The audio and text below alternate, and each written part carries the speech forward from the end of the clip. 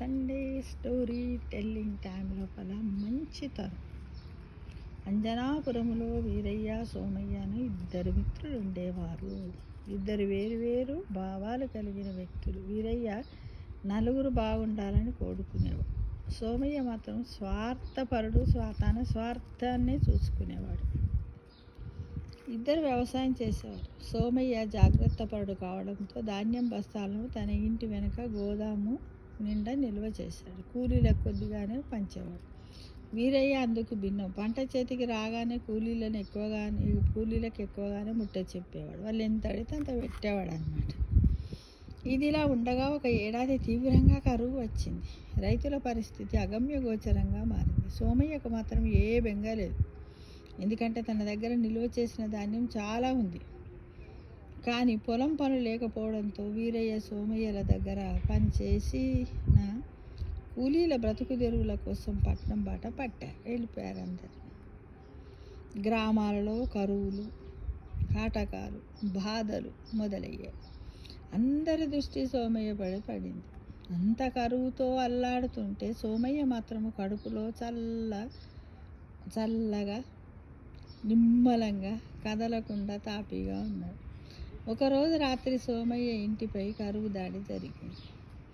ఒక మూట సోమయ్యపై దాడి చేసి చితగ్గొట్టి అతని సంపదనంతా దోచేసుకొని ధాన్యాన్ని ట్రాక్టర్లలో నింపుకొని ప్రయాణం చేశారు. జింగిరి చేత్తో కాకిని కూడా తోలకుండా కూడబెట్టిన సంపద తన కళ్ళ ముందే దోచుకుపోతుంటే చూసి మతి కోల్పోయాడు సోమయ్య. నలుగురి బాగు కోరుకునే వీరయ్యకు అనుకోకుండా తన ఇంటి వెనకాల లంకె బిందెలు దొరికాయి. కాబట్టి నిజాయితీగా ప్రభుత్వానికి అప్పగించి నజరానా పొందాడు. ఆ డబ్బుతో నలుగురిని ఆదుకుంటూ తను సుఖంగా బతికాడు. ఎప్పటికైనా అక్కరకొచ్చేది మంచితనమే అని, దాన్ని ఎవ్వరు దొంగిలించలేరని వీరయ్యను చూస్తే అర్థమవుతుంది. అలవి మీరిన అత్యాశ, పిసినారితనము పనికిరాదని, దురాశతో కూడబెట్టిన సంపద పరుల పాలు కాక తప్పదని సోమయ్య విషయము అందరికీ తెలియజేస్తుంది కదా ఫ్రెండ్స్. అంతే కదా. ఏంటంటే మరీ ఉన్న దాంట్లో కొంతలో కొంత మనం దానం చేసుకుంటూ ఉండాలి. కానీ అంతా నాకే అంటూ స్వార్థంగా ఉండకూడదు. కాకపోతే ఇక్కడ ఏంటంటే సోమయ్య చేసింది తప్పు కాదు. నిల్వ చేసుకోవడము పర్వాలేదు, స్వార్థం ఉండాలి, కొంతవరకు ఉండాలి. కానీ ఈయనకి ఎంత 100% స్వార్థం ఉంది. అంటే ఎంగిల్ చేత కాకిని కొట్టాడు, పిల్లికి కూడా బిచ్చం వేయాడు సోమయ్య.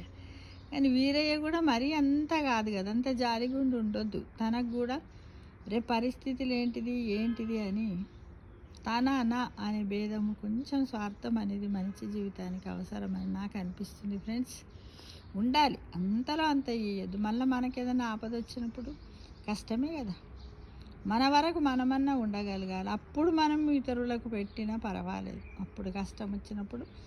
కానీ కాకపోతే మనం సంపాదించిన సంపాదనలో మాత్రం తప్పకుండా ఒక 10% అన్న మనము ఇతరులకు పెట్టాలి, దానం చెయ్యాలి. అందరితో కలిసిమెలిసి ఉండాలి. అన్నదానము, నీళ్ళదానము, సంపద ఉన్నంతలో కొంతలో కొంత మనం అందరికీ పెడుతూ ఉండాలి ఫ్రెండ్స్. తప్పకుండాను మరీ అంతా నాదే అంటూ కూడా తినుకుంటూ ఉండొద్దు అనేది నా భావన ఫ్రెండ్స్. అంతేగా, మంచితనం ఉండాలి, అది కూడా శుతిమించొద్దు కదా. కొంతవరకు లిమిట్ అనేది, ఒక బౌండరీ అనేది ఉండాలి ఫ్రెండ్స్. అవునంటారా కాదంటారా? కామెంట్ బాక్స్లో పెట్టండి.